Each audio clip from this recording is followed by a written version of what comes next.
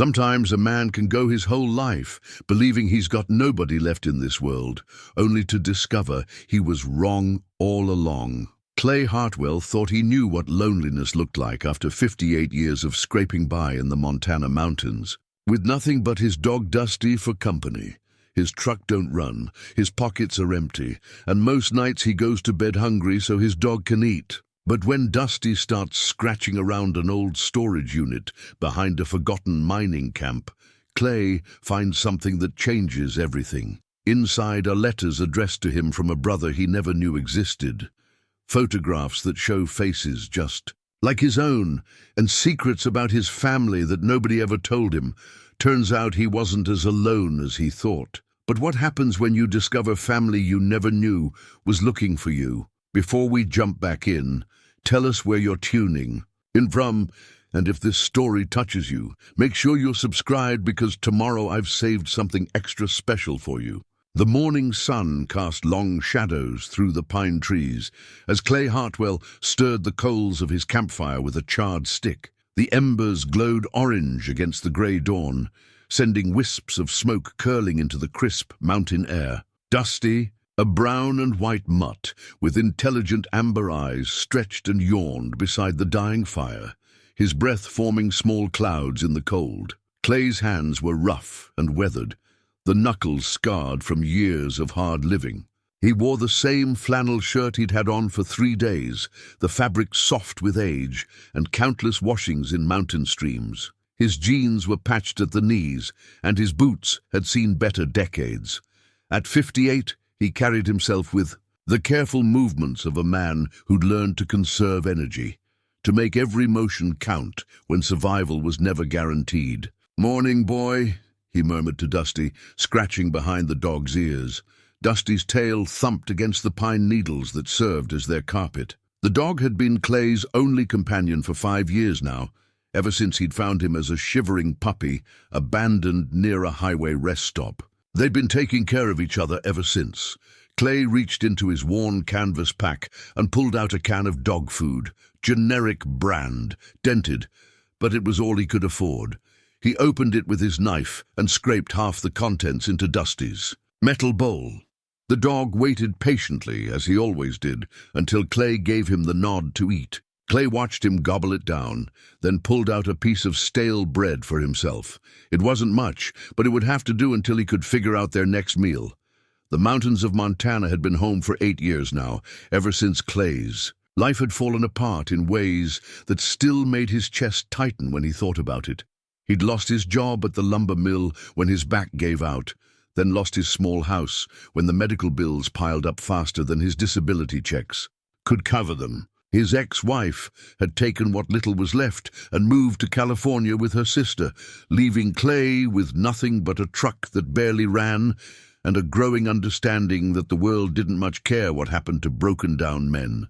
So he'd headed up into the high country, where a man could disappear if he wanted to, where the only sounds were wind through the trees and the occasional call of a hawk circling overhead. He'd learned to live off the land as much as the law allowed, fishing in the streams, gathering berries and wild onions, trading odd jobs in the small towns below for enough cash to buy dog food and the occasional tank of gas for the truck when it was running. The truck hadn't run in 4 months now. It sat beside their current camp like a rust-colored monument to better times, its engine seized up from lack of oil and too many miles. Clay had tried everything he knew to fix it, but some problems required money he didn't have, and parts he couldn't afford.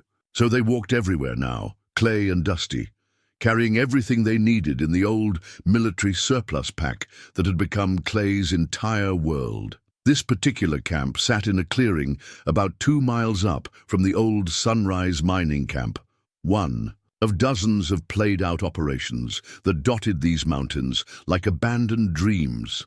Clay had discovered it 3 weeks ago when he'd been looking for a sheltered spot to wait out a late spring snowstorm. The mining camp had been shut down for 20 years, but the buildings were still standing, weathered and listing, but solid enough to provide windbreak when the weather turned mean. Clay finished his meager breakfast and kicked dirt over the fire.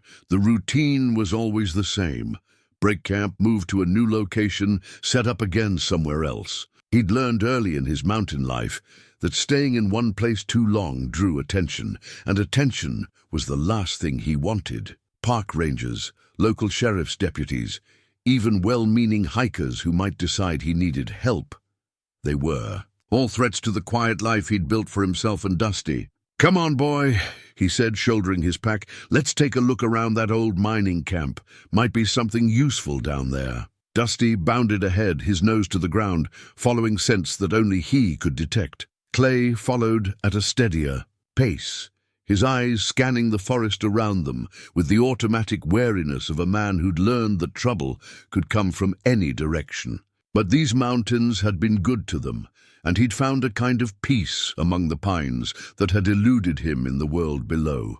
The path down to the mining camp was overgrown with berry bushes and young aspens, nature slowly reclaiming what man had carved out of the wilderness. Clay pushed through the undergrowth, careful not to catch his pack on the reaching branches.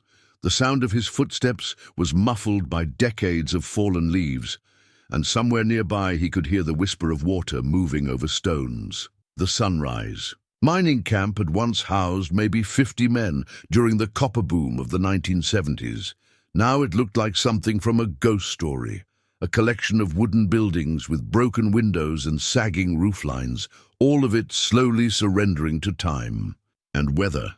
Clay had explored most of the buildings during previous visits, finding little of value except for some rusty tools and a few pieces of furniture too heavy to carry away. But Dusty seemed particularly interested in something today. The dog had stopped at the edge of the camp, his ears pricked forward, his body tense with attention. He was looking toward a cluster of metal storage units that Clay had noticed before but never bothered to investigate. They were the kind of units you'd see at any self-storage facility, but these were older. Their blue paint faded to gray and streaked with rust. "What is it, boy?" Clay asked, following Dusty's gaze. The dog whined softly and took a few steps toward the storage units, then looked back at Clay as if asking permission to investigate. Clay had learned to trust Dusty's instincts. The dog had led him to fresh water, warned him about bears, and once guided him away from a patch of ground that turned out to be covering an old mine shaft. If Dusty thought something was worth investigating, Clay was inclined to listen. They walked together toward the storage units. Most of them were locked tight, their rolling doors secured with heavy padlocks that had turned green with age. But one unit, set back from the others and partially hidden by a growth of mountain ash, had its door standing slightly ajar. The padlock lay on the ground beside it, its metal shackle snapped clean through. Clay approached carefully.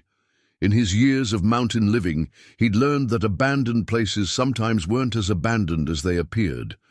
Squatters, drug cookers, even other men like himself might have claimed a space and wouldn't appreciate visitors.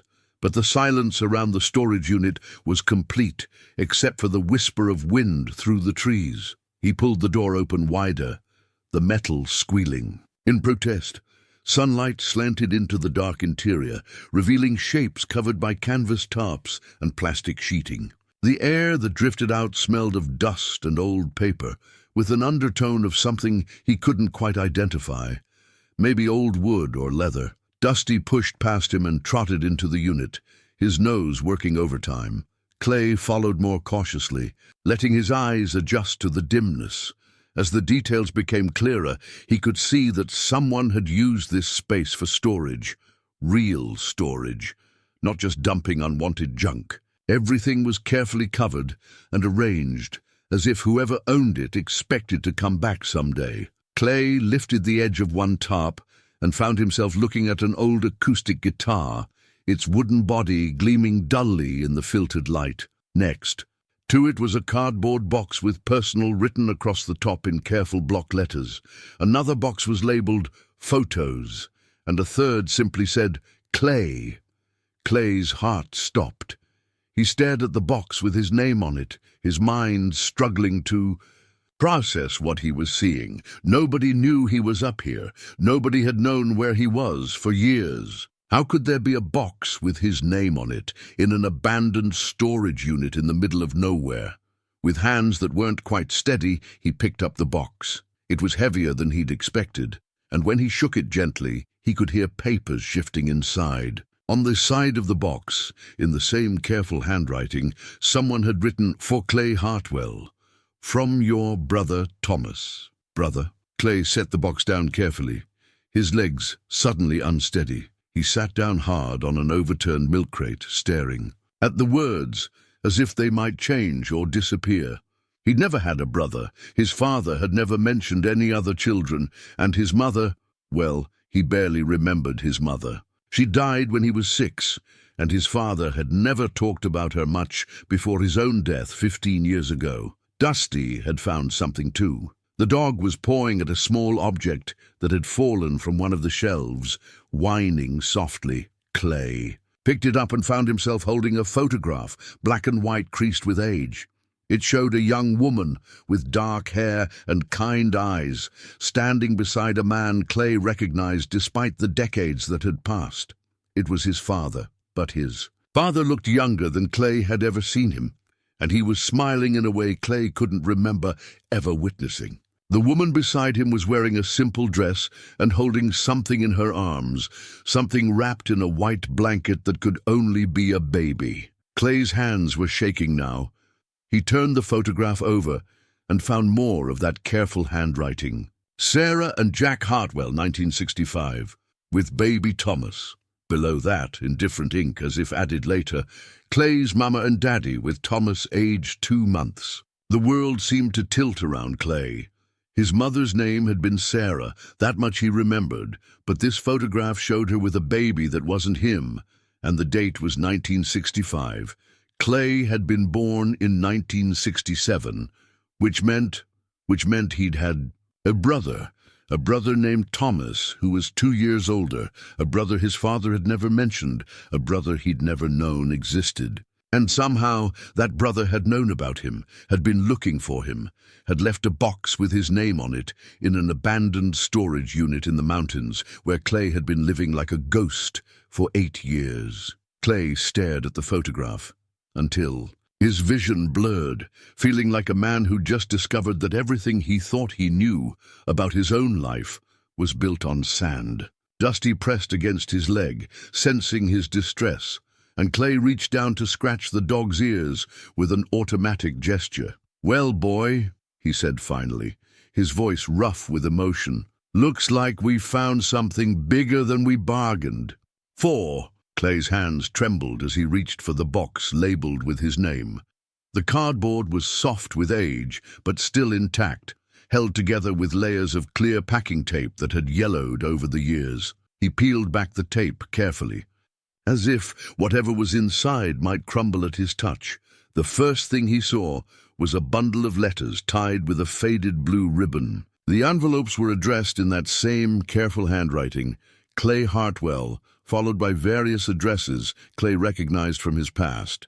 The apartment he'd rented after high school, the little house he'd shared with his ex-wife, even the lumber mill where he'd worked for 12 years. Someone had been tracking his movements for decades. Clay lifted the bundle with reverent care and untied the ribbon. His fingers felt clumsy and thick as he opened the first letter, dated 15 years ago. The paper rustled softly in the quiet storage unit, and Dusty settled beside him, as if sensing this was important. "Dear Clay," the letter began, "my name is Thomas Hartwell, and I believe I am your brother. I know this must come as a shock. It was a shock to me, too, when I first learned about you 3 years ago. Our father never told either of us about the other, but I've been doing research, and I'm certain we're family." Clay's throat tightened. He had to stop reading and take a shaky breath before continuing. "I've been trying to find you for months now. I hired a private investigator who tracked you to the lumber mill in Kalispell, but when I called, they said you'd left 2 years ago and didn't leave a forwarding address. I'm hoping this letter reaches you somehow. I live in Missoula, only about 200 miles from where you were working. We've been so close all this time and never knew it." The words blurred, as Clay read on.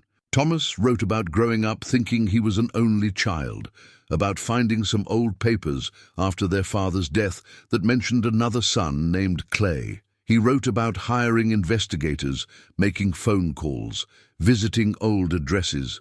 He wrote about wanting to know his brother, about having so many questions about their father and their family history. "I don't know why Dad never told us about each other," Thomas continued. "Maybe he had his reasons. But I keep thinking about all the years we lost, all the birthdays and Christmases we could have shared. I know you might not want anything to do with me. Maybe you're happy with your life the way it is. But if you're willing, I'd like to meet you. I'd like to know my brother." Clay set the letter down and stared at the photograph again. Thomas. He had a brother named Thomas who had been looking for him, who had cared enough to hire investigators and write letters and never give up searching. While Clay had been struggling through his divorce and his injury and the loss of everything he'd thought mattered, somewhere in Missoula there had been a man who shared his blood, who wanted to know him. He opened the second letter, dated a year later. "Dear Clay, I'm not sure if you got my first letter, but I'm going to keep trying. I found out you left the lumber mill because of a back injury. I'm sorry about that. I hope you're getting by okay. I managed to track you to an address in Whitefish, but when I drove up there, the landlord said you'd moved out 6 months earlier. No forwarding address again." Clay remembered that apartment in Whitefish, a cramped studio above a diner where the smell of bacon grease seeped through the floorboards. He'd lived there for 8 months after the mill let him go, trying to survive on disability payments that barely covered rent and food. It had been one of the darkest periods of his life, and to think that Thomas had been looking for him then, had driven all that way trying to find him. "I keep wondering what you're like," Thomas wrote. "Do you look like Dad? Do you have his stubborn streak? I got Mom's eyes, but Dad's hands, big and clumsy, good for working but not much else. I'm a carpenter, mostly cabinets and furniture. Not married, though I came close once. What about you? Are you married? Kids? I have about 1,000 questions and no way to ask them." Clay's chest felt tight. He'd been married then, though things with Linda were already falling apart. The injury had changed everything, not just his ability to work, but his sense of himself as a man who could provide and protect. Linda had tried to be supportive at first, but watching him struggle with depression and pain had worn her down. By the time he'd moved to that studio apartment in Whitefish, she was already talking about visiting her sister in California. The third letter was dated 2 years later, and the handwriting looked a little different, less steady, more rushed. "Clay, I don't know if you're getting these letters or if you just don't want to respond, and I understand if you don't. Maybe Dad had good reasons for keeping us apart. Maybe some things are better left alone. But I can't seem to stop looking. For you, it's become kind of an obsession, I guess. My friend Jake says I should let it go, that if you wanted to be found, you would be. But something tells me you might not even know I exist." Clay's eyes burned. Thomas was right. He'd had no idea. If someone had told him 5 hours ago that he had a brother somewhere in Montana, he would have laughed. His father had never mentioned other children, never hinted at a larger family.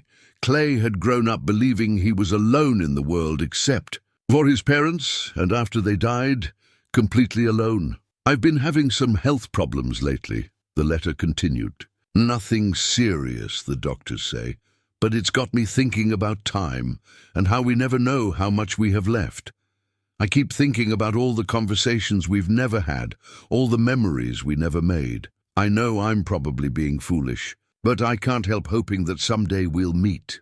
There were more letters, dozens of them. Thomas had kept writing even when he got no response, updating Clay on his life, sharing stories about their father that Clay had never heard, asking questions that would never be answered. In one letter, he wrote about renovating an old cabin up in the mountains north of Missoula. In another, he mentioned learning to play guitar and wondering if musical talent ran in the family. "I think about you especially around the holidays. One Christmas letter said, "I wonder if you like turkey or ham better, if you're a football fan, if you ever think about family even when you don't have much of it. I cook too much food every year, hoping maybe this will be the year you show up at my door." I know that's crazy, but hope doesn't always make sense.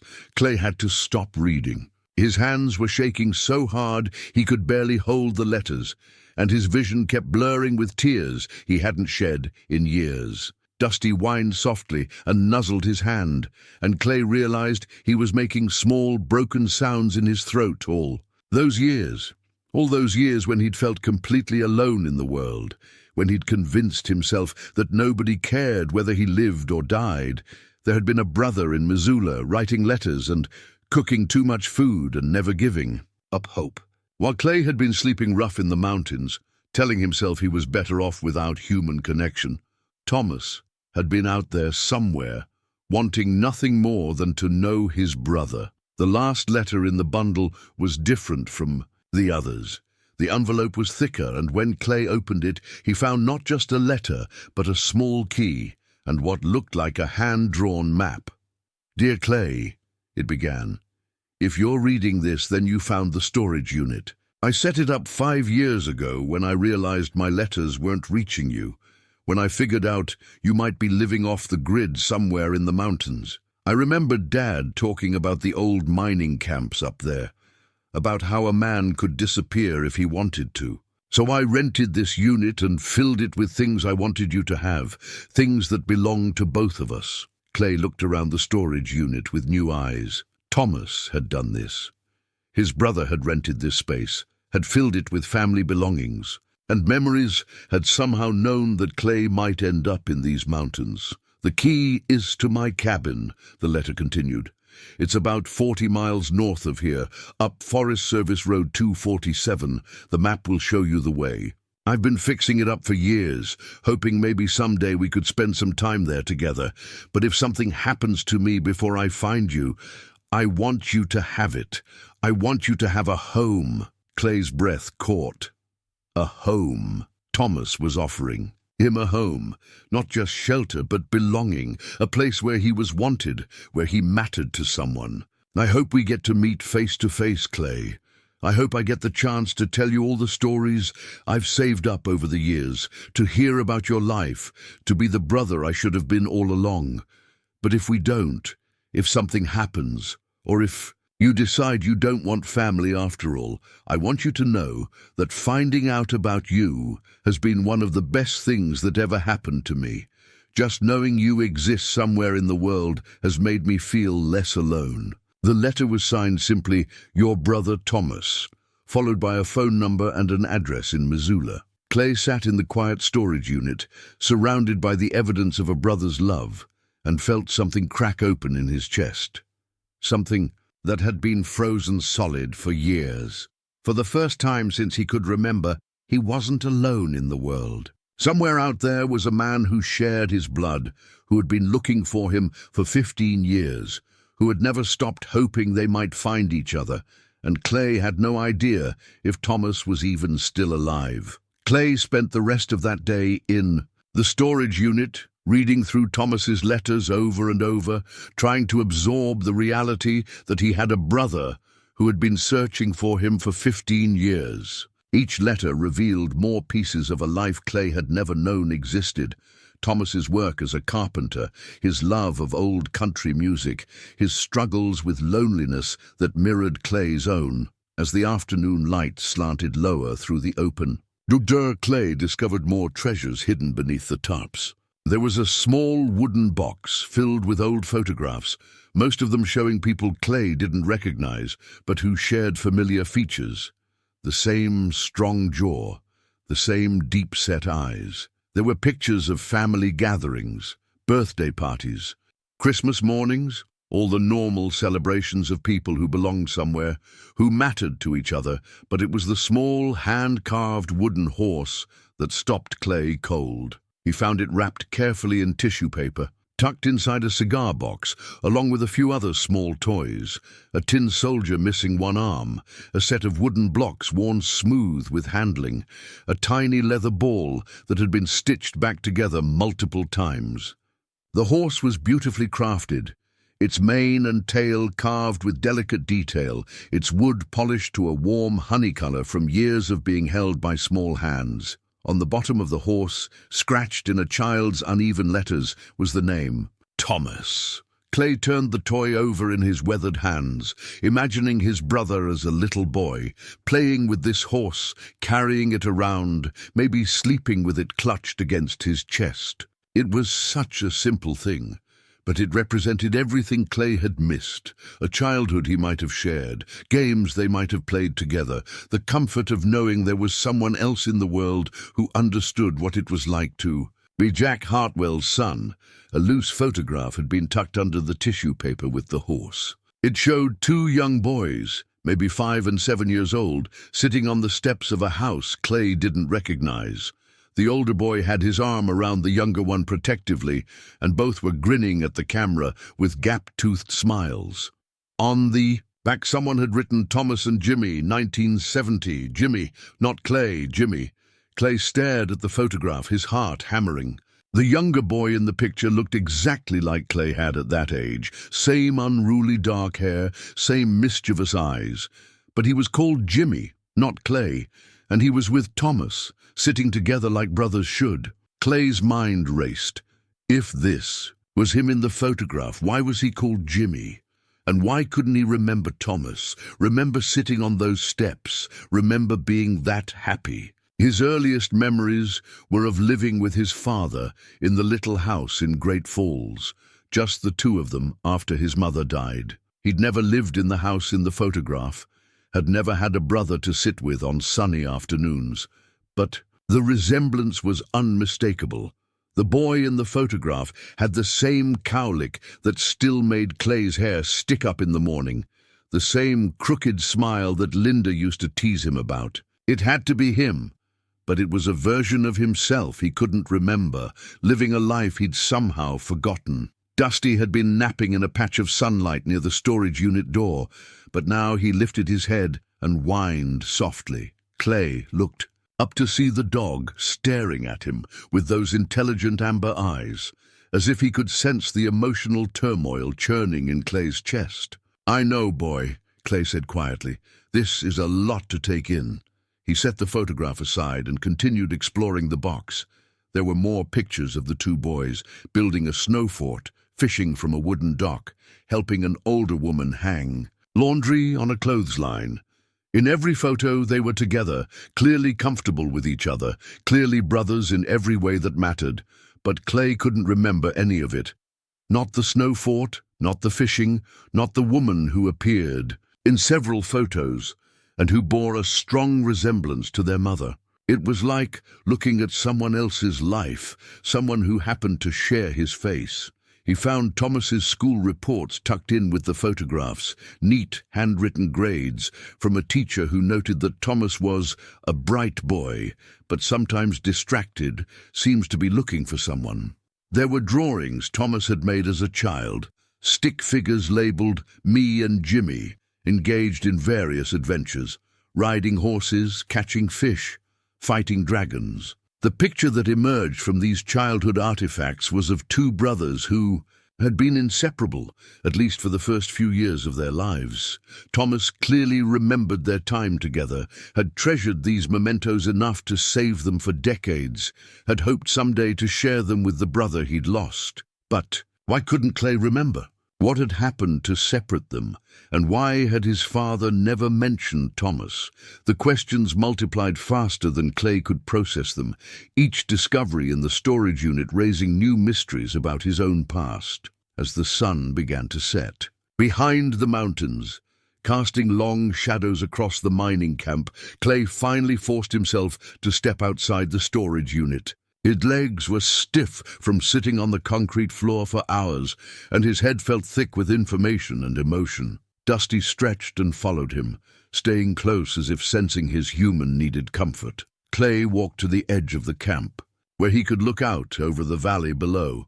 The mountains rolled away in all directions, peak after peak, disappearing into the evening haze. Somewhere out there, maybe 200 miles south, was Missoula, and in Missoula, maybe, was Thomas. The last letter had been dated 3 years ago. 3 years was a long time, especially for a man who had mentioned health problems. Thomas could have moved, could have given up his search, could have... Clay cut off that line of thinking. He couldn't bear to consider that he might have found his brother too late, that the years of separation might have cost them the chance to know each other. Not when he was holding evidence that Thomas had never stopped hoping, never stopped believing they might find each other someday. The evening air was growing cold, and Clay knew he should set up camp somewhere sheltered for the night. But he couldn't bring himself to leave the storage unit, couldn't abandon this treasure trove of family history that Thomas had left for him. Instead, he gathered some dry wood from around the mining camp and built a small fire near the storage unit door. As darkness settled over the mountains, Clay sat beside the fire with Dusty pressed against his leg, rereading Thomas's letters. By firelight, each one was a glimpse into a life that had paralleled his own. The loneliness, the struggle to make sense of their father's silences, the deep ache of feeling incomplete without knowing why. "I dream about you sometimes," Thomas had written in one letter. "I dream we're kids again, playing in that old apple orchard behind Grandma Rose's house. Do you remember the apple orchard, Clay? We used to build forts out of fallen branches and pretend we were explorers discovering new worlds. In my dreams, we're always 7 and 5 again, and we have all the time in the world." Clay closed his eyes, trying to summon some memory of an apple orchard, of a grandmother named Rose, of building forts with a brother he'd loved and lost.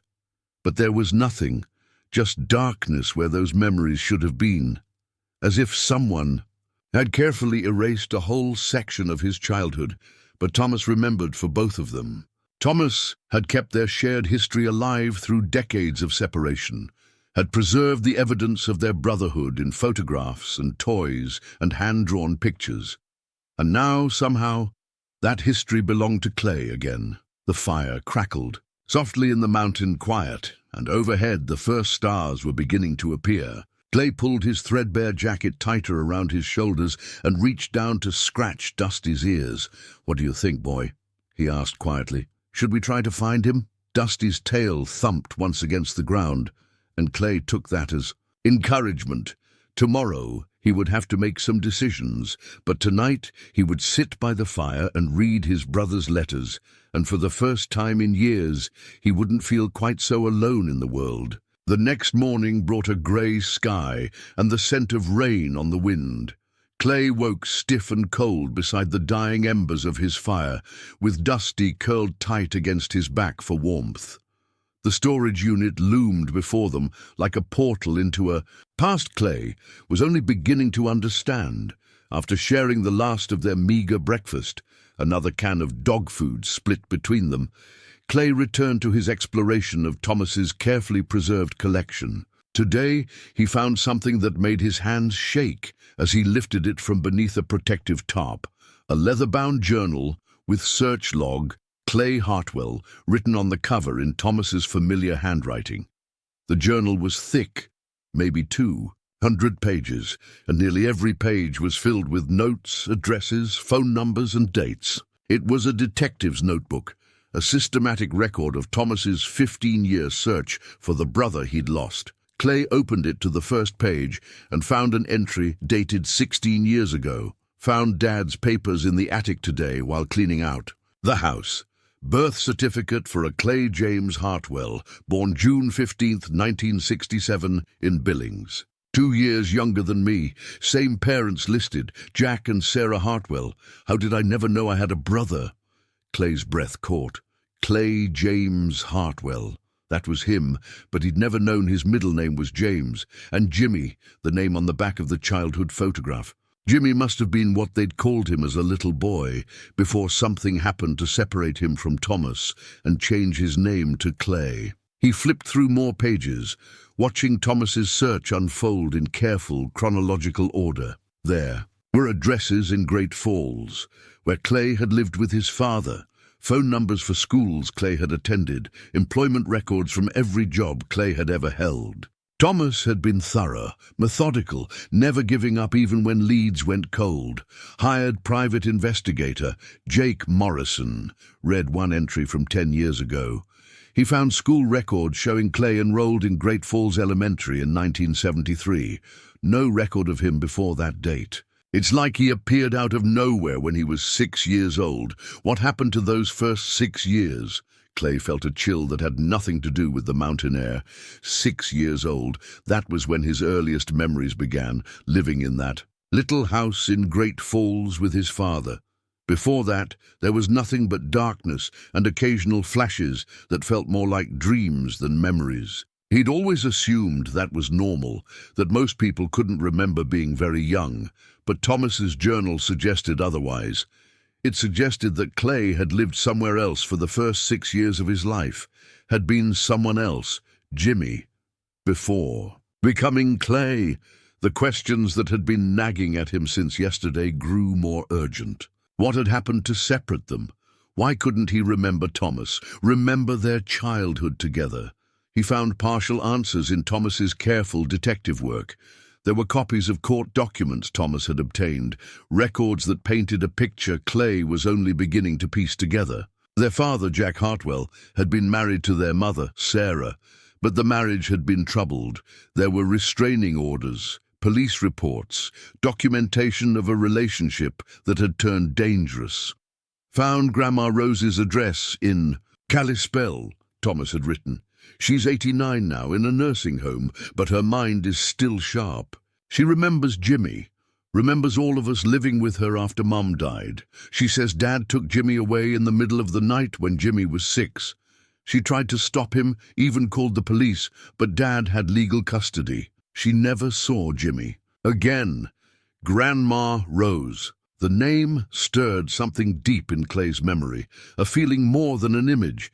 The sense of safety and warm cookies, and someone who sang lullabies in a voice like rustling leaves. He closed his eyes and tried to bring her face into focus, but it remained frustratingly just beyond reach. Thomas had included a photograph he'd taken at the nursing home, an elderly woman with kind eyes and gentle hands, sitting in a wheelchair, with a lap blanket tucked around her knees. "Your Grandma Rose," Thomas had written on the back. "She cried when I showed her your picture. She never stopped hoping you'd come back to us." The words hit Clay like a physical blow. This woman, his grandmother, had been alive all these years, had been hoping for his return, and he'd never known she existed. His father had taken him away from her, from Thomas, from everyone who might have loved him, and given him the family he'd spent his whole life missing. As Clay read further into the journal, he began to understand the scope of Thomas's dedication. His brother had spent thousands of dollars on private investigators, had driven hundreds of miles following leads that went nowhere, had called every Hartwell in 3 states hoping to find some connection to Clay. He'd never given up, not even when years passed without a trace. Clay's ex-wife, Linda, called me back today. Read an entry from 5 years ago. She says he disappeared after their divorce, that she hasn't heard from him in 2 years. She sounded worried about him, said the last time she saw him he was in bad shape, depressed, drinking too much, talking about wanting to disappear forever. She gave me the address of the last place she knew he was living, but the landlord there says he left without a forwarding address. Trails gone cold again. Clay remembered that conversation, remembered Linda begging him to get help, to talk, to someone about the depression that was eating him alive. But he'd been too proud, too convinced that he was better off alone. If he'd known that somewhere out there his brother was looking for him, would he have made different choices? Would he have fought harder to stay connected to the world instead of retreating into these mountains?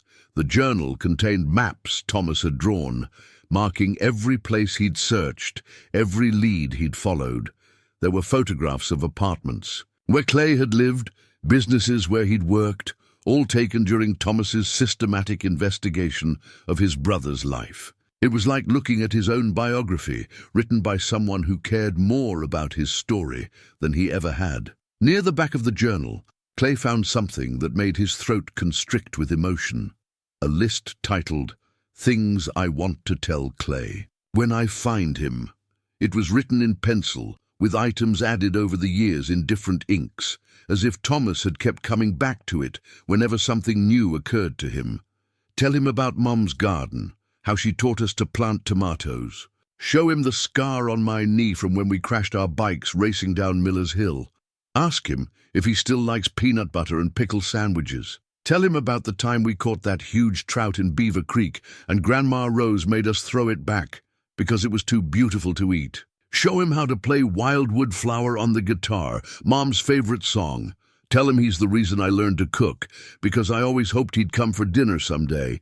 Clay had to stop reading. His vision was blurring, and his chest felt like it was being squeezed in a vice. Thomas had been carrying all these memories, all these stories for decades, waiting for the chance to share them with the brother who couldn't remember any of it. Dusty whined softly and pressed his nose against Clay's hand. The dog had been watching him read with those intelligent eyes, seeming to understand that something important was happening. Clay scratched behind Dusty's ears, grateful for the comfort of his loyal friend. The last entry in the journal was dated only 6 months ago. Health not good.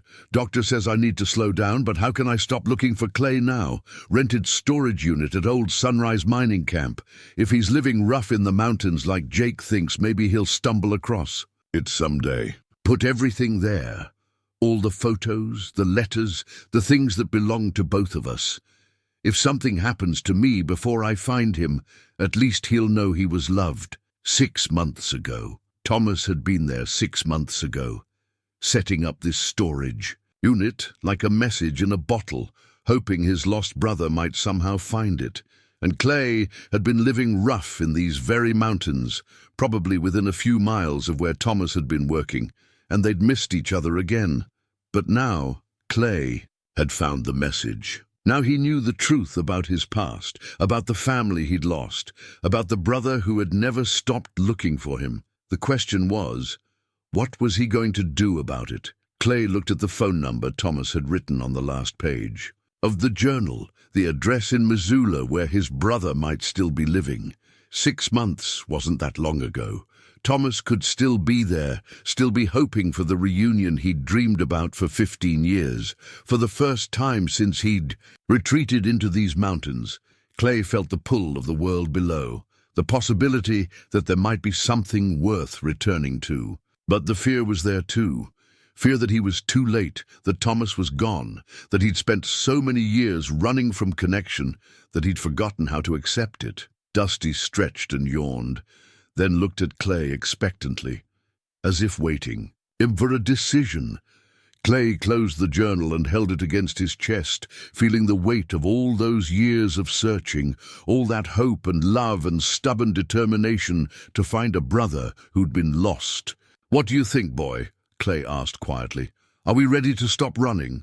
Clay spent 3 more days at the storage unit, absorbing the contents like a man dying of thirst finally finding water. Each artifact told him more about the brother he'd lost and the childhood he couldn't remember, but it was Dusty who forced him back into the present. On the 4th morning, Clay woke to find his companion lying unusually still beside the cold ashes of their fire. Dusty's breathing was shallow, and when Clay called his name, the dog lifted his head with obvious effort. His usual bright amber eyes looked dull and tired. "Come on, boy," Clay said gently, reaching out to scratch Dusty's ears. "Time to get moving." But Dusty didn't bounce up with his typical enthusiasm. Instead, he struggled to his feet, swayed slightly, then lay back. Down with a soft whine. Clay's heart clenched with a familiar fear, the terror of losing the only constant in his life, the only being who had never judged him or abandoned him. Clay knelt beside his friend and ran his hands carefully over Dusty's body, checking for injuries or signs of illness. The dog's nose was warm and dry, and Clay could feel his ribs more prominently than usual. When had Dusty gotten so thin?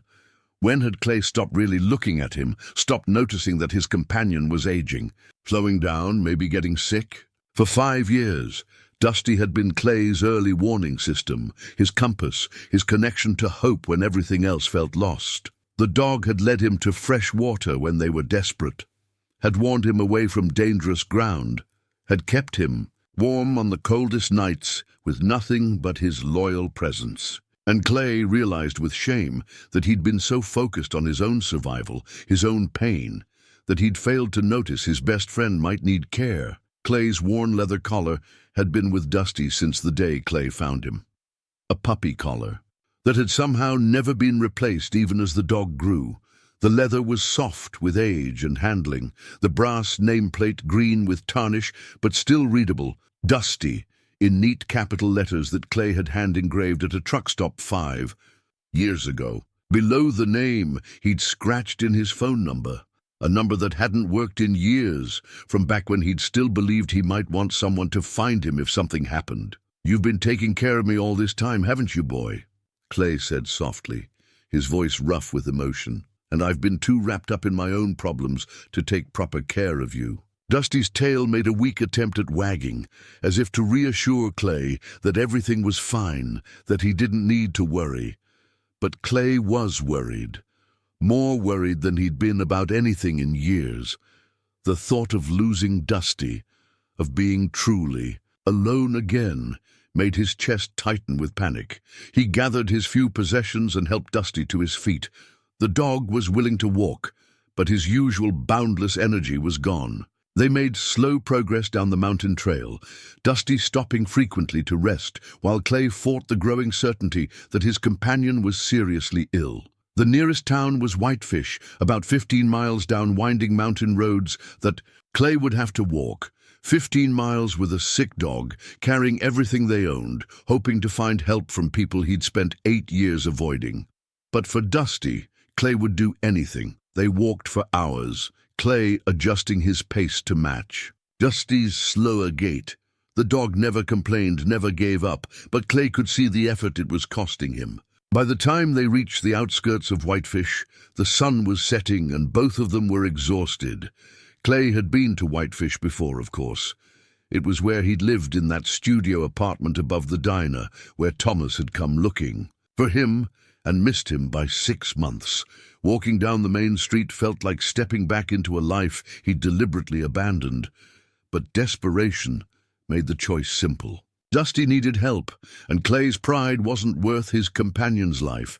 The veterinary clinic was in a converted house on the edge of town, with a simple sign reading, "Whitefish Animal Care, Dr. Sarah Chen, DVM." Light glowed warmly in the windows, and Clay could see people moving around inside, even though it was well past normal business hours. Clay hesitated outside the door, suddenly aware of how he must look after 8 years of mountain living. His clothes were clean but patched, his beard was long and unkempt, and he probably smelled like campfire smoke and pine needles. He had maybe $30 in his pocket, not nearly enough for whatever Dusty might need. But Dusty whined softly and leaned against Clay's leg, and that decided it. Clay pushed through the door, setting off a small bell that announced their arrival. The waiting room was warm and brightly lit, with comfortable chairs and walls covered in photos of happy pets with their families. A young woman behind the reception desk looked up from her computer, and Clay saw her take in his appearance with a quick, assessing glance that he'd learned to recognize over the years. The look people gave when they were trying to decide if he was dangerous or just down on his luck. "Can I help you?" she asked, her voice professionally neutral but not unkind. "My dog," Clay said, his voice rougher than he'd intended. "He's sick. I don't have much money, but—" "Let me get Dr. Chen," the receptionist interrupted, already reaching for the phone. "She's just finishing up with another patient." A few minutes later, a woman in her early 40s emerged from one of the exam rooms. She was small and compact, with graying black hair pulled back in a practical ponytail, and kind eyes behind wire-rimmed glasses. She wore scrubs covered in cartoon cats, which somehow made Clay feel slightly less out of place. "I'm Dr. Chen," she said, extending her hand without hesitation. "And you are?" "Clay," he said, shaking her hand and surprised by the firmness of her grip. Clay Hartwell, this is Dusty. Dr. Chen knelt beside Dusty without ceremony, her hands gentle as she examined him. Dusty submitted to her touch with the patience he'd always shown, though Clay could see the effort it cost him to remain standing. "How long has he been lethargic like this?" Dr. Chen asked. Her attention focused on Dusty, but her question clearly directed at Clay. "Few days," Clay admitted. "Maybe longer. I've been distracted. Wasn't paying attention like I should have." Dr. Chen looked up at him then, and Clay braced himself for judgment, for the lecture he probably deserved about responsible pet ownership. Instead, she just nodded. "It happens," she said matter-of-factly. "Let's get him into an exam room and see what's going on.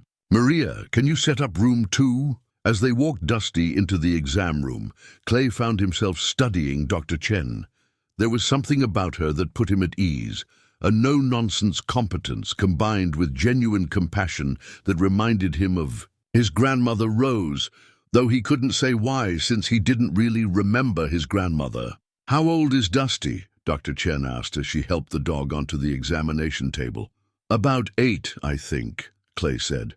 "I found him as a puppy 5 years ago, abandoned at a rest stop. The vet there thought he was maybe 3 then." Dr. Chen nodded, her hands moving over Dusty's body with practiced efficiency. She listened to his heart and lungs, checked his eyes and ears, palpated his abdomen. Through it all, Dusty remained calm, as if he understood these people were trying to help. "His heart sounds good," Dr. Chen said after a few minutes. "Lungs are clear, but he's definitely underweight, and I can feel some swelling in his abdomen. That concerns me. When did he last have a full blood panel?" Clay felt heat rise in his cheeks. "He's never had one," he admitted. We've been living rough for a while. I haven't been able to afford regular vet care." He waited for the judgment, the lecture about how people who couldn't afford pets shouldn't have them. But Dr. Chen just made a note on her chart. "Well, let's start with some basic blood work and see what we're dealing with," she said. "Maria can give you an estimate for the costs, but I want you to know we have a payment plan program for people who need it. The important thing right now is figuring out what's wrong with Dusty." Clay's throat tightened. "I don't have much money," he said quietly. "Maybe $30. And I don't have an address for a payment plan." Dr. Chen looked at him for a long moment, her expression thoughtful rather than judgmental. "Let's worry about the money later," she said. "Right now, Dusty needs our help, and that's what matters." For the first time in years, Clay felt the unfamiliar warmth of human kindness offered without conditions or expectations. Dr. Chen wasn't trying to fix him or save him or make him into something he wasn't. She was just taking care of his dog, because that's what needed to be done. "Thank you," Clay said, his voice barely above a whisper. Dr. Chen smiled, the first real smile he'd seen from her. "That's what we're here for," she said. "Now let's take care of your friend." The blood work took longer than Dr. Chen had expected. While they waited for the results, she set Clay and Dusty up in a quiet room with a comfortable dog bed and a bowl of water. Dusty settled down with a grateful sigh, and Clay found himself sitting in an actual chair for the first time in months. "The lab should have preliminary results in about an hour," Dr. Chen said, checking her watch. "There's coffee in the break room if you'd like some, and Maria keeps snacks in the front desk drawer. Help yourself." Clay wasn't used to such casual generosity. In his years of mountain living, every interaction with other people had been transactional. Services for money, goods for goods, help given only when something was expected in return. Dr. Chen's easy kindness felt almost foreign. "I should tell you," he said as she prepared to leave the room. "I've got nowhere to stay tonight. If Dusty needs to stay here for observation or treatment, I can sleep in my truck." Dr. Chen paused at the door. "Your truck's here?" Clay shook his head, embarrassed. "No, it's back at my camp, broke down months ago. We walked here." "You walked 15 miles with a sick dog." "He needed help," Clay said simply, as if that explained everything. Dr. Chen studied him for a moment with those thoughtful eyes. "There's a couch in my office," she said finally. "It's not much, but it's warm and dry. You're welcome to use it tonight if you need to stay close to Dusty." Before Clay could protest or ask what she wanted in return, she was gone, leaving him alone with his thoughts and his sleeping dog. Through the window, he could see the lights of Whitefish twinkling in the darkness, and somewhere beyond those lights, the mountains where he'd made his home for 8 years. But sitting in this warm, clean room with Dusty resting comfortably. Nearby, Clay realized how isolated he'd become, how much he'd forgotten about the simple human decency that people like Dr. Chen offered without thinking twice about it. When had he become so suspicious of kindness? When had he decided that accepting help made him weak? Dr. Chen returned an hour later with a folder full of test results and a cup of coffee for Clay. She sat down across from him and spread the papers. On the small table, her expression serious but not grim. "The good news is it's not cancer," she said without preamble. "The bad news is Dusty has chronic kidney disease. It's fairly advanced, which explains why he's been feeling so poorly." Clay's hands tightened around the coffee cup. "How advanced?" "Stage 3, maybe early stage 4, Dr. Chen said gently. "His kidney function is significantly compromised. Without treatment, he's going to continue declining, probably fairly quickly." "And with treatment?" Dr. Chen leaned back in her chair, choosing her words carefully. "With proper care, medication, a special diet, regular monitoring, we might be able to slow the progression and give him a good quality of life for several months, maybe longer. But it won't cure him, Clay. This disease is progressive." Clay felt the familiar tightness in his chest, the same crushing weight he'd felt when everything else in his life had fallen apart. Dusty was all he had left, the only living being who depended on him, who chose to stay with him despite everything. The thought of losing him felt like losing himself. "How much?" Clay asked quietly. "For the treatment." Dr. Chen hesitated, which told Clay everything he needed to know even before she spoke. The initial medication and dietary changes would run about $400, then ongoing costs of maybe $200 a month for food and follow-up care. $400. Clay had $30 to his name and no way to earn more living rough in the mountains. Even if he could somehow come up with the initial cost, $200 a month was impossible. He might as well have asked for the moon. "I see," Clay said, his voice flat with defeat. "Clay," Dr. Chen said gently, "we can work something out. I told you we have payment plans." "With what address?" Clay interrupted. "What phone number?" "I don't exist in your system, Dr. Chen. I haven't had a permanent address in 8 years. I don't have credit. I don't have references. I don't have anything you could use for a payment plan." Dr. Chen was quiet for a moment, studying his face. "Tell me about your life," she said finally. "How did you end up living in the mountains with just your dog?" Clay almost laughed at the absurdity of it, this successful veterinarian wanting to hear his hard luck story like they were old friends sharing coffee. But something in her expression stopped him, some genuine interest that had nothing to do with pity or professional curiosity. So he told her. Not everything. He couldn't bear to talk about Thomas yet, about the brother he'd just discovered and might already be too late to find. But he told her about the lumber mill, about his back injury and the medical bills, about losing his house and his marriage and his place in the world. He told her about finding Dusty and learning to survive in the wilderness, about choosing isolation over the constant struggle of trying to fit into a society that had no place for broken-down men. Dr. Chen listened without interrupting, without offering platitudes or advice. When Clay finished, she was quiet for a long moment. "You know," she said finally, "I could use some help around here. Nothing fancy. Cleaning kennels, walking the dogs that are boarding, basic maintenance work. It wouldn't pay much, but it would. Be steady, and there's a small apartment above the clinic that goes with the job. Previous tenant moved out last month." Clay stared at her. "You're offering me a job. I'm offering you a chance," Dr. Chen corrected. "A chance to take care of Dusty properly, to have a roof over your head, to be part of something again, if you want to be." "You don't know anything about me," Clay protested. I could be dangerous, unreliable. I've been living like a hermit for 8 years. Dr. Chen smiled, the same genuine smile she'd shown him earlier. You walked 15 miles with a sick dog because he needed help, she said. You've spent your last $30 to try to get him care. You've taken better care of that animal than most people take care of their families. That tells me everything I need to know about your character. Clay felt something crack open in his chest.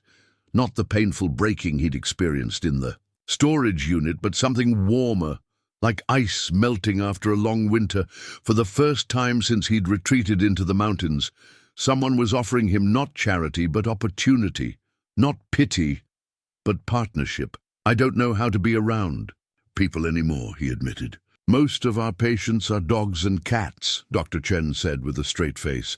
I think you'll manage. Despite everything, Clay found himself almost smiling. When would I start? Tomorrow, if you're willing, Dr. Chen said. We can start Dusty on his treatment right away, and you can move into the apartment whenever you're ready. There's no lease, no credit check, no paperwork beyond what we need for employment records. Just a chance for both of you to have a home. Home. The word hit Clay like a physical blow. He thought about Thomas's letters, about the cabin his brother had offered him, about all the years he'd spent convinced he didn't deserve a place to belong. Now 2 different people were offering him the same thing, a chance to be part of something, to matter to someone. Clay looked down at Dusty, who was sleeping peacefully for the first time in days. His companion had led him to Thomas's storage unit, and now Dusty's illness had led him to Dr. Chen. Maybe it was time to stop running from the possibility of connection, to start believing that he might deserve kindness after all. Dr. Chen, Clay said quietly, I need to tell you something else. Something I just found out about myself. And for the first time since discovering Thomas's letters, Clay began to talk about the brother he'd lost, the family he'd never known. He had, and the choice he now faced between the safety of Dr. Chen's offer and the uncertain hope of finding the man who had never stopped looking for him. Dr. Chen listened, and Clay realized that for the first time in years, he wasn't facing his problems alone. Dr. Chen listened to Clay's story about Thomas without interrupting, her expression growing more thoughtful as he described the letters, the photographs, and the 15-year search. When he finished, she was quiet for a long moment, absently stroking Dusty's head as the dog dozed between them. You said your brother's name was Thomas Hartwell, she asked finally. That's right, you wouldn't happen to know him, would you? Clay asked with a bitter laugh. Seems like he talked to half the state of Montana looking for me. Dr. Chen was quiet for another moment, then stood up abruptly. Clay, I need to show you something. Will you come with me to my office? Something in her tone made Clay's stomach clench with anxiety, but he followed her down the hallway to a small office lined with veterinary textbooks and family photos. Dr. Chen went to her desk and opened the bottom drawer, pulling out a manila, a folder that looked official and important. About 6 months ago, she said slowly, a man came to see me. He was asking about veterinarians in the area, said he was looking for someone who might have treated a brown and white mutt belonging to a man named Clay Hartwell. Clay's heart stopped. Thomas? He said his name was Thomas, yes. He was maybe 60 years old, tall like you, with the same eyes. He was thin, too thin, and he had a cough that worried me. Dr. Chen opened the folder and pulled out a business card. He left this, asked me to call him if you ever brought Dusty in for treatment. Clay took the card with shaking hands. Thomas Hartwell, custom furniture, it read, followed by an address in Missoula and a phone number. On the back, Thomas had written in his careful handwriting, "Please call day or night if my brother Clay comes to see you. I've been looking for him for 15 years. He was here," Clay whispered. "He was looking for me 6 months ago. And he came here. He spent 2 days in town," Dr. Chen continued gently. "He talked to every veterinarian, every feed store, every place that might have had contact with someone living rough with a dog. He showed everyone a photograph, an old picture of you from when you worked at the lumber mill. He said he'd hired investigators who thought you might be living in the mountains around here." Clay's vision blurred. While he'd been living like a ghost 20 miles away, Thomas had been walking these same streets, talking to these same people, never giving up hope that his lost brother might be found. They'd been so close, closer than they'd ever been since childhood, and Clay had never known. Did you call him?" Clay asked, though he dreaded the answer. Dr. Chen shook her head. "You never came in. I kept his card, kept hoping I'd have reason to use it, but you were taking care of Dusty on your own, and our paths never crossed until tonight." Clay stared at the business card, running his thumb over his brother's handwritten words. Thomas had been sick 6 months ago. Dr. Chen had noticed his cough, his weight loss. How sick was he now? Was he even still alive? "There's something else," Dr. Chen said quietly. She reached into the folder again and pulled out a newspaper clipping. "This ran in the Missoula paper 3 weeks ago. I kept it because I recognized the name." Clay took the clipping with numb fingers. It was an obituary, short and simple. Thomas Jack Hartwell, 60, of Missoula, died peacefully at Riverside Hospice on March 15th after a courageous battle with pancreatic cancer.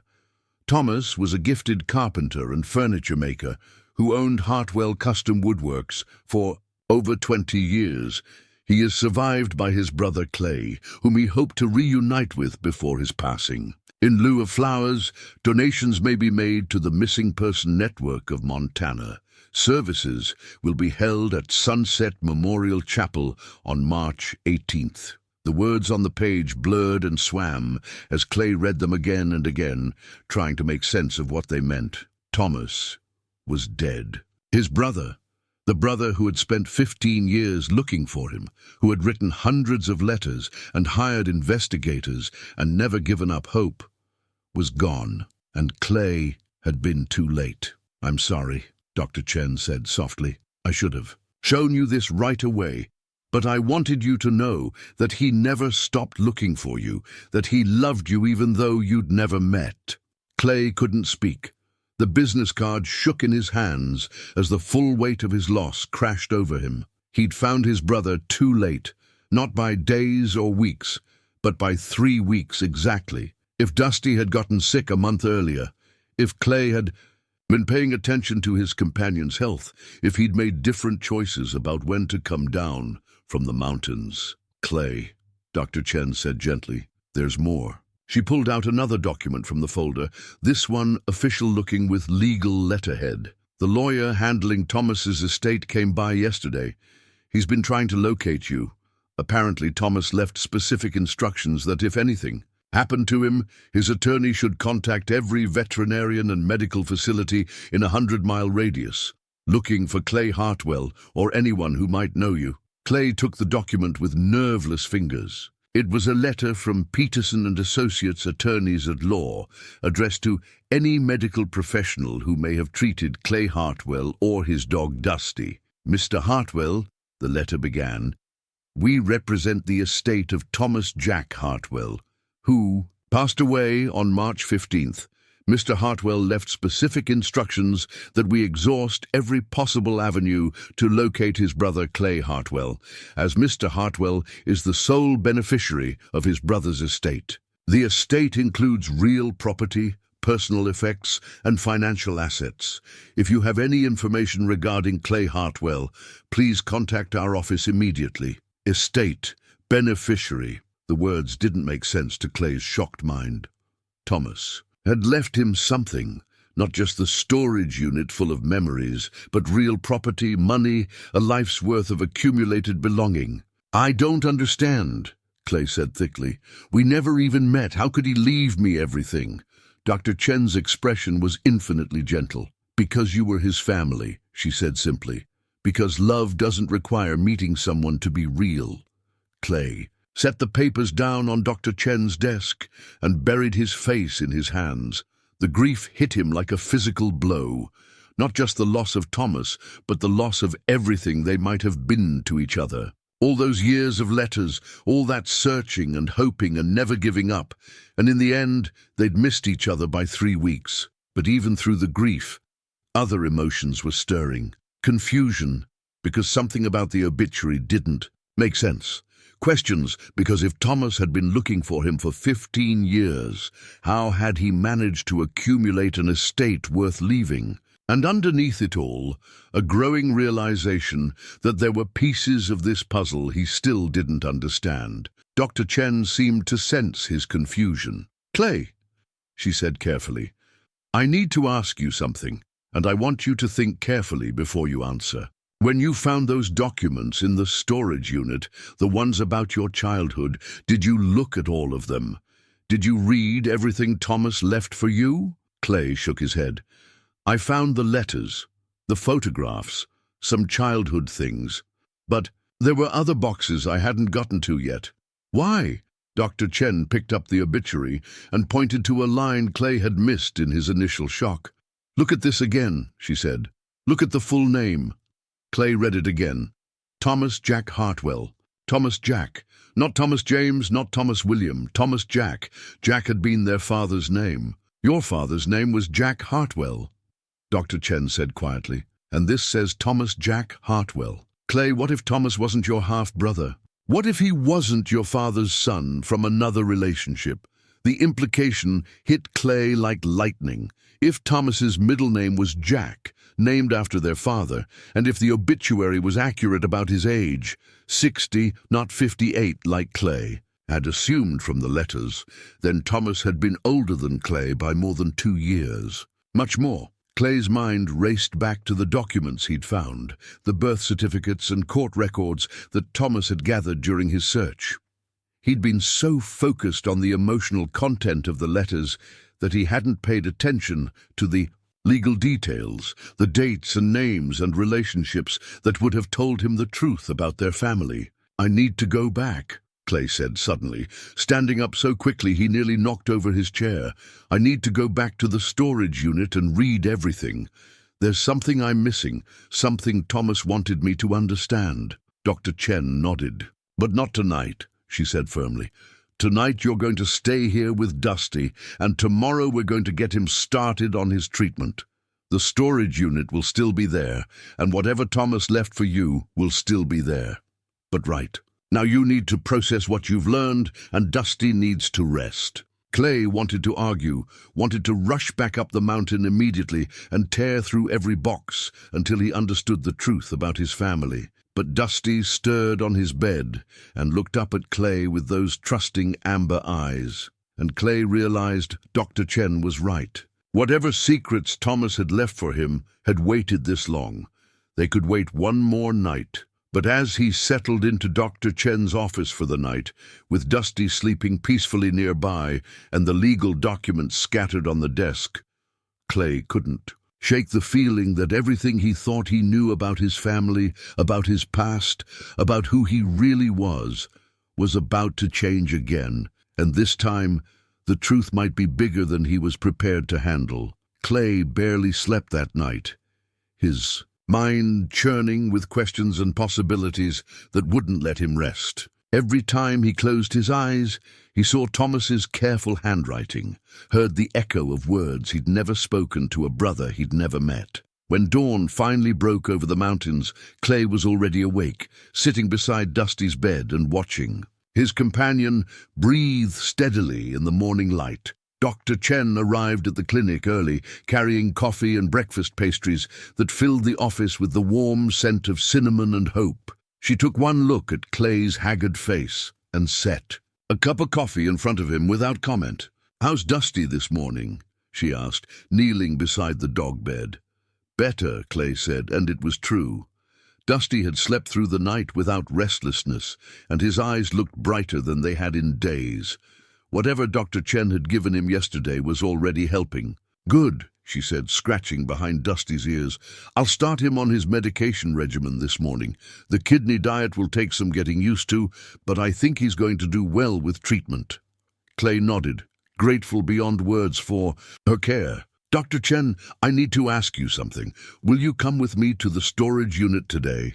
She looked up from Dusty, surprised. "You want me to come with you?" "I need someone there," Clay said quietly. "Someone who can help me understand what I'm reading, who can keep me grounded when I find out things that turn my whole life upside down again. I don't I don't trust myself to handle this alone anymore. It was the first time in 8 years. Clay had asked another human being for help with something that mattered, and the words felt strange in his mouth. But Dr. Chen just nodded as if such requests were perfectly normal. "Of course," she said. "I can close the clinic for the morning. This is more important." 2 hours later, they were driving up the mountain road in Dr. Chen's truck with Dusty, resting comfortably in the back seat on a pile of blankets. Clay directed her to the mining camp, his stomach tight with anticipation and dread. Whatever he found in those remaining boxes would either complete the picture Thomas had been trying to paint, or shatter what little understanding Clay thought he'd gained about his family. The storage unit looked exactly as he'd left it, though somehow smaller than it had seemed when he'd been exploring it alone. Dr. Chen helped him carry the unopened boxes outside into the morning sunlight, where they could spread the contents on a tarp and examine everything systematically. "Where do we start?" Dr. Chen asked, surveying the collection of cardboard boxes and manila folders. Clay pointed to a box labeled legal documents that he'd noticed but hadn't opened yet. "There," he said. "If Thomas was trying to tell me something about our family, the truth will be in there." The box was heavier than the others, packed with file folders arranged in careful chronological order. Clay opened the first folder and found himself looking at his own birth certificate, the official one, not a copy. His hands trembled as he read the details he'd never seen before. Clay James, Hartwell, born June 15, 1967, in Billings, Montana. Mother, Sarah Rose Hartwell. Father, listed as unknown. Unknown? Clay stared at the document. "But I grew up with Jack Hartwell. He was my father. He raised me. He had the same last name." Dr. Chen took the birth certificate gently from his hands and studied it. "Clay, this is your original birth certificate, but look at this." She pointed to a stamp at the bottom. "This was amended. There should be an amended version somewhere in here." They found it in the next folder, a second birth certificate with the same information, except the father line now read Jack William Hartwell instead of unknown. The amendment was dated 6 months after Clay's original birth certificate. "Jack adopted you," Dr. Chen said quietly. 6 months after you were born, he legally adopted you and gave you his name." Clay's world tilted again. If Jack had adopted him, that meant Jack wasn't his biological father, which meant Thomas wasn't his half-brother through Jack. They might not be related to Jack at all. With growing urgency, Clay reached for Thomas's birth certificate. The document was older, yellowed with age. Thomas Jack Hartwell, born March 8, 1965. Mother, Sarah Rose Hartwell. Father, unknown. The same unknown father, the same mother. Dr. Chen was reading over his shoulder, and Clay heard her sharp intake of breath as she made the same connection he had. "Clay," she said softly, "you and Thomas are full brothers." "Same mother, same unknown father. Jack Hartwell adopted both of you." But that couldn't be right. Clay's memories, what few he had, were of living with Jack from early childhood.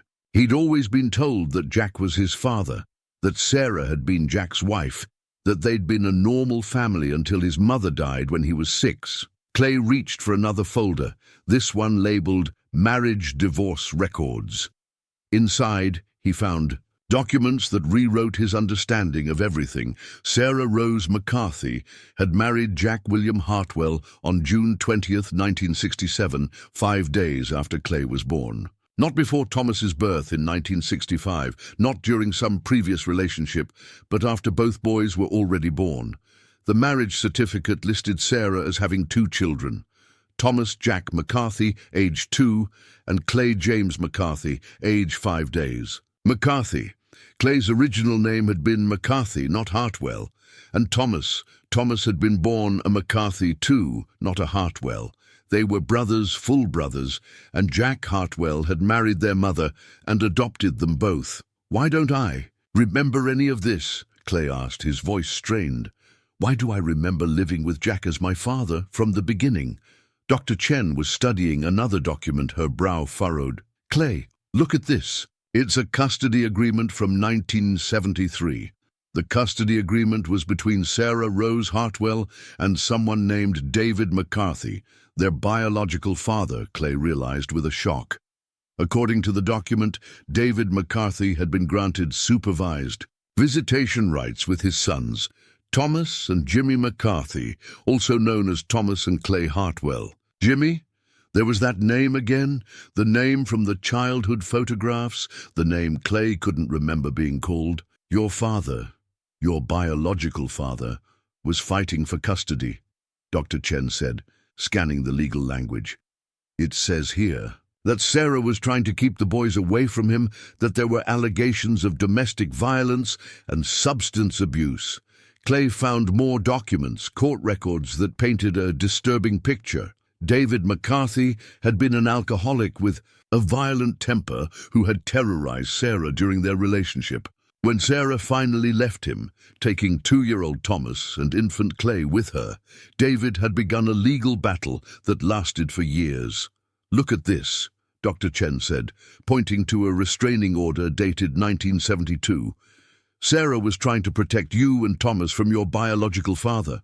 It says here that David had threatened to take the boys away from her, that he'd been following the family and making threats. A police report from 1973 filled in more details. David McCarthy had been arrested for violating the restraining order, for breaking into Jack and Sarah's home and attempting to take 6-year-old Clay, Jimmy, from his bed in the middle of the night. Sarah had called the police, but not before David had gotten Clay into his car and driven away. Clay's hands were shaking as he read the report. This was it. This was the night his life had changed, the night that explained why he couldn't remember. Thomas, why his earliest memories were of living alone with Jack in Great Falls. He took you, Dr. Chen said quietly. Your biological father kidnapped you when you were 6 years old. Look, it says here that the police found you 3 days. Later at a truck stop in Great Falls, David McCarthy had abandoned you there and disappeared. Another document explained what happened next. Sarah had been frantic, but by the time the police found Clay, he was traumatized and confused. A psychiatrist's report noted that the child was suffering from acute stress reaction and seemed to have blocked out memories of his life before the kidnapping. Social services recommended that he be placed with Jack Hartwell, his legal adoptive father, while Sarah recovered from her own trauma. But Sarah never recovered. Clay found her death certificate in the next folder. Sarah Rose Hartwell died July 23, 1973, acute myocardial infarction, heart attack. She had died of a heart attack just 2 months after Clay was kidnapped, probably brought on by the stress and terror of nearly losing her child. She died of a broken heart, Clay whispered. She died thinking she'd failed to protect us. The final piece of the puzzle was in a folder labeled Custody, Thomas. After Sarah's death, custody of Thomas had gone to Sarah's mother, Grandma, Rose, the woman in the nursing home photograph who remembered both boys, who had tried to keep the family together. But Jack Hartwell, as Clay's legal adoptive father, had been awarded custody of Clay alone. Jack took you to Great Falls and started over, Dr. Chen said, reading through the final documents. Changed your name from Jimmy to Clay, told you he was your biological father. Never mentioned Thomas or Sarah's family again. He was trying to protect you, to give you a normal life away from all the trauma. Clay sat back on his heels, overwhelmed by the magnitude of what they'd discovered. He and Thomas were full brothers who had been separated by violence and tragedy, not choice. Jack Hartwell had been a good man who had married their mother to protect her and her children, who had legally adopted them and tried to give them a stable home. When David McCarthy, their real father, had nearly destroyed their family, Jack had done what he thought was best. He'd taken Clay away from all the pain and started fresh, never imagining that someday Thomas would grow up wondering what had happened to his little brother Jimmy. Thomas never stopped looking for you because he remembered, Dr. Chen said softly. He remembered having a little brother. He remembered you being taken away. And he spent his whole life trying to find you and bring you home. Clay picked up the small wooden horse he'd found the day before, the toy that had Thomas's childhood name carved into its base. His brother had kept this, had treasured it, had saved it for 60 years, hoping that someday he could share it with the brother who had been stolen away in the middle of the night. And now Thomas was gone, buried 3 weeks ago, while Clay had been living 20 miles away, never knowing that the family he'd spent his whole life missing had been missing him too. But Thomas had left one final gift, more than the storage unit, more than the letters and photographs and childhood memories. Thomas had left the truth, and with that truth came a decision Clay had to make. Would he honor his brother's memory by finally accepting the belonging Thomas had always offered him? In his pocket, Clay still carried the key to Thomas's mountain cabin, the home his brother had fixed up, hoping they might spend time there together. It was too late for the reunion Thomas had dreamed of, but maybe it wasn't too late for Clay to finally come home. Among the final documents in Thomas's carefully organized collection, Clay found something that made his breath catch in his throat. A small digital recorder, the kind used for dictation, wrapped in a cloth bag with a note attached. For Clay, the note read in Thomas's familiar handwriting, "In case we never get to talk face to face, everything I wanted to tell you is on here. Please listen when you're ready. Your brother Thomas." Clay held the recorder in his shaking hands, staring at it as if it might explode. This was Thomas's voice, Thomas's words, the conversations they'd never had preserved in digital format. Dr. Chen sat beside him on the top, Dusty resting peacefully between them, all of them surrounded by the scattered evidence of a family's complicated history. "Do you want to listen to it now?" Dr. Chen asked gently. Clay nodded, not trusting his voice. He pressed the play button with a trembling finger, and suddenly his brother's voice filled the quiet mountain air. "Hello, Clay. If you're hearing this, then you found the storage unit, and you've probably figured out by now that our family story is more complicated than either of us knew when we were kids." The voice was warm and deep, with a slight roughness that spoke of years and experience. It sounded like Clay's own voice, but gentler somehow, more at peace with the world. "I'm making this recording in case I don't get to meet you face to face," Thomas continued. "My doctor says I've got maybe 6 months left, maybe less, and I wanted to make sure you heard these things from me, not from lawyers or social workers or anybody else who might try to explain our family but doesn't really understand what it meant." Clay closed his eyes, trying to picture the man behind the voice.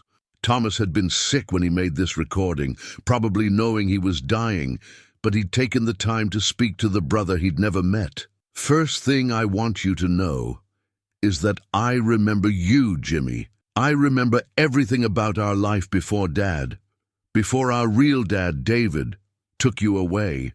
I remember how you used to follow me around Grandma Rose's house, trying to do everything I did. I remember teaching you to tie your shoes and how proud you were when you finally got it right. I remember you sleeping in my bed when you had nightmares, and how you used to steal my toys, but I didn't mind, because sharing with you made me feel important." Tears were streaming down Clay's face now, though he wasn't aware of them.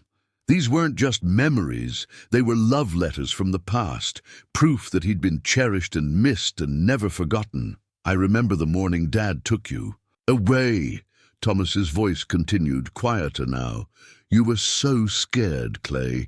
You kept calling for Mama and for me, and I tried to follow the car, but I was only 8 and I couldn't keep up. I ran all the way to the main road crying your name, and when the police found me hours later, I kept telling them they had to bring Jimmy back, that you belonged with us." Dr. Chen reached over and squeezed Clay's hand, anchoring him to the present, as Thomas's voice carried him back to a trauma he'd blocked out for 52 years.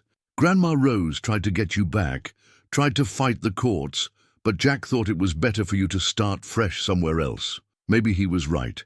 Maybe you needed to forget all the bad stuff that happened with our real dad, but I never forgot you, Jimmy, not for one single day." The recording paused, and Clay could hear Thomas taking a shaky breath before continuing. "I want you to know about Mama. She loved us so much, Clay. She used to sing to us at night, old country songs that her mama sang to her. Her favorite was Wildwood Flower, and sometimes when I play it on the guitar now, I swear I can still hear her voice harmonizing along. She never got over losing you. The doctors said her heart just gave out, but I think she died of missing you, of blaming herself for not protecting you better. Clay was sobbing now, great wrenching sounds that seemed to come from some deep well of grief he'd been carrying all his life without knowing it. Dr. Chen's arm came around his shoulders, offering comfort while he grieved for the mother he couldn't remember but who had loved him enough to die of missing him. But here's the thing I really need you to understand, Thomas continued, his voice stronger now. None of what happened was your fault, and none of it was Mama's fault either. We were just kids caught up in an adult world that got ugly and dangerous. Jack Hartwell saved your life by taking you away from all that mess. I've never blamed him for that, even though it meant I lost my little brother. The recording continued, with Thomas sharing memories Clay couldn't access, stories of birthday parties and fishing trips, of Christmas mornings and summer afternoons, spent building forts in the woods behind Grandma Rose's house. Each memory was a gift, a piece of childhood that Thomas had preserved for both of them through 50 years of separation. I've been looking for you for 15 years, Clay, but not. Because I wanted to drag you back into the past. I wanted to find you, because I wanted you to know that you were loved, that you belonged somewhere, that you had a family who never stopped missing you. Even if we never meet, even if you decide you don't want to know me, I needed you to understand that you were never alone in this world. I was always out here, always hoping, always keeping a place for you in my heart. Thomas's voice broke slightly on those last words, and Clay could hear the emotion that had driven 15 years of searching, 15 years of never giving up hope. I'm leaving you everything, Clay. The cabin, the business, what little money I've saved. It's all yours because you're my family, my brother, the little boy I lost and never stopped loving. But more than any of that, I'm leaving you the truth about who you are and where you came from. You're not just Clay Hartwell, the man who survived alone in the mountains. You're Jimmy McCarthy, who was loved and missed and mourned and celebrated every single day of his life by the brother who remembered him. The recording continued, and Thomas's voice grew warmer as he shifted from painful memories to present gifts. Now, if you're ready to hear about the practical stuff, Thomas said, and Clay could hear a smile in his voice. I need to tell you about what I'm leaving you. There's a cabin about 40 miles north of where you found this storage unit. I bought the land 15 years ago, right after I started looking for you, because I had this crazy idea that maybe someday we'd spend time there together. Clay wiped his eyes and looked at Dr. Chen, who was listening intently to every word. She squeezed his shoulder encouragingly. The cabin's not much to look at from the outside, Thomas continued, but I've spent years fixing it up, making it into the kind of place I thought you might like. There's a workshop where I make furniture, or where you could do whatever kind of work makes you happy. There's a garden plot that gets good sun most of the day, and a creek that runs year-round, about 50 yards behind the house. The fishing's pretty good if you're inclined toward that sort of thing. Thomas paused, and Clay could hear papers rustling in the background. I'm including a map to the cabin and all the legal documents you'll need. The property's paid for, free and clear, and there's enough money in the bank to cover taxes and maintenance for a good long while. I know you've been living rough, Clay, and I respect that choice, but I wanted you to have options. Sometimes a man needs a place to come home to, even if he doesn't realize it at the time. The kindness in Thomas's voice was overwhelming. Even facing death, even knowing he'd never meet the brother he'd searched for so long, Thomas had been thinking about Clay's future, about giving him choices and possibilities. There's something else, Thomas said, his voice taking on a different tone. Something I hope you'll consider, even though I know it might be hard. There are keys to my truck and my business in Missoula. Hartwell Custom Woodworks has been my life for 20 years. And I've built up a good reputation, a good clientele. I was hoping maybe you'd be interested in keeping it going. Clay's breath caught. a business. Thomas was offering him not just a home, but a livelihood, a way to be part of the world again. "I know you might not know anything about woodworking," Thomas continued, "but I left detailed instructions for every project, every technique I've learned over the years. And my business partner, Jake, he's a good man, Clay, the kind of friend everyone deserves. He's agreed to help you learn the trade if you're interested. No pressure, no expectations. But if you want to carry on the Hartwell name in woodworking, the opportunity's there." The recording paused again, longer this time, and when Thomas spoke again, his voice was thick with emotion. "I wish I could be there to show you all of this myself, Clay. I wish I could teach you to use the tools, could show you how to read wood grain and choose the right joinery for each piece. I wish we could work side by side in that shop, making things with our hands, and talking about everything we missed over the years." Clay closed his eyes, trying to imagine it, standing in a workshop with the brother he'd never known, learning skills that had been in their family, creating something beautiful and useful together. "But even if that can't happen," Thomas continued, "I want you to know that every piece of furniture I ever made, I was thinking about you. Every table, every cabinet, every rocking chair, they were all made by a man who had a brother somewhere in the world, and that made the work mean something more." The recording quality changed slightly, and Clay realized Thomas must have started a new session, maybe days or weeks later. "Clay, I need to tell you one more thing, and this might be the most important thing of all. I've been angry for a lot of years. Angry at our real dad for what he did to our family, angry at Jack for taking you away, angry at the whole world for keeping us apart. But making this recording, gathering all these things for you, I've realized something. The anger doesn't serve anybody. It doesn't bring back the years we lost, and it doesn't honor the love Mama had for both of us." Thomas's voice was steady, now filled with a peace that Clay envied. "So I'm choosing to forgive all of it, Clay. I'm forgiving David for being a broken man who broke our family. I'm forgiving Jack for doing what he thought was best, even though it cost us each other. And most of all, I'm forgiving myself for not finding you sooner, for not being the big brother you needed when we were separated." Clay felt something shift in his chest. Not the cracking open he'd experienced before, but something settling into place, like a bone healing correctly after being set. "I hope you can find that forgiveness too, Jimmy. Not because anybody deserves it, but because you deserve to be free from carrying anger that isn't yours to bear. You deserve to live the rest of your life knowing you were loved, you were wanted, and you always had a place in this world where you belonged." The recording ended there, leaving Clay sitting in the mountain silence with his brother's final gift, permission to let go of a lifetime of wondering why he'd always felt so alone, and an invitation to step into the belonging Thomas had been trying to offer him for 15 years. In his hands, Clay held the keys to Thomas's cabin, Thomas's truck, Thomas's life, keys to a future he'd never imagined possible. The question now was whether he had the courage to use them. 6 months later, Clay Hartwell stood in the workshop behind his cabin, running his weathered hands over the smooth surface of a dining table he'd spent 3 weeks crafting. The wood was local pine, honey-colored and fragrant, shaped into something that would serve a family for generations. It wasn't perfect.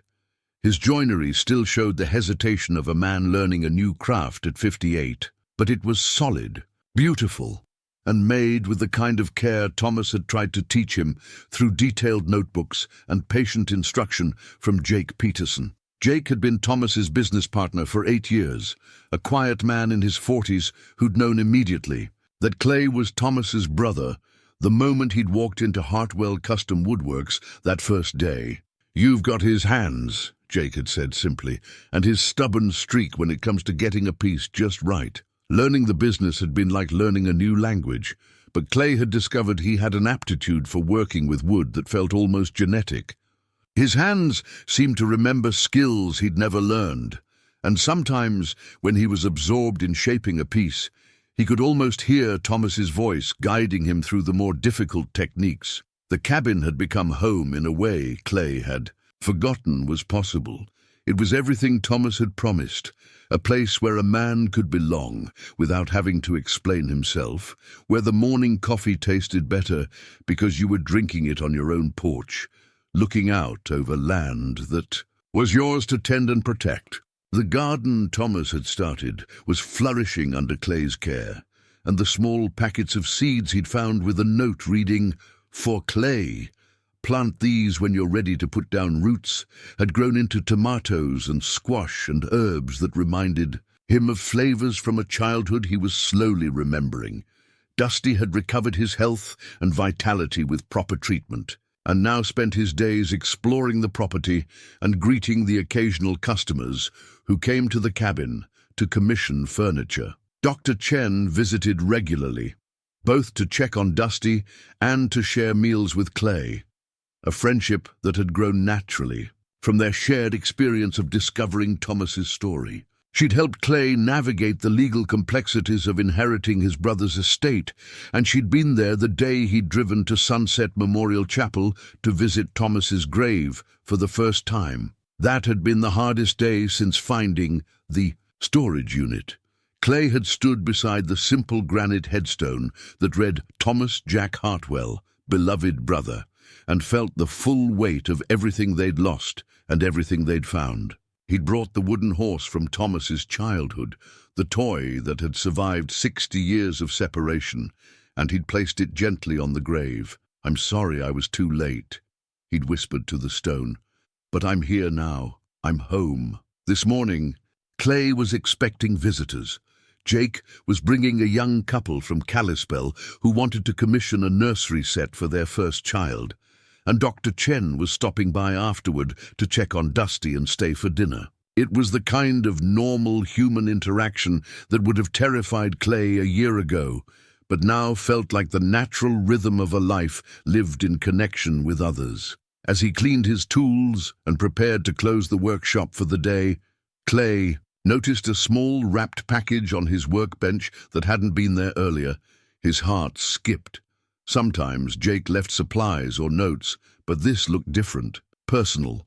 Clay unwrapped the package carefully and found himself holding a collection of seeds in small paper packets, each one labeled in handwriting he didn't recognize.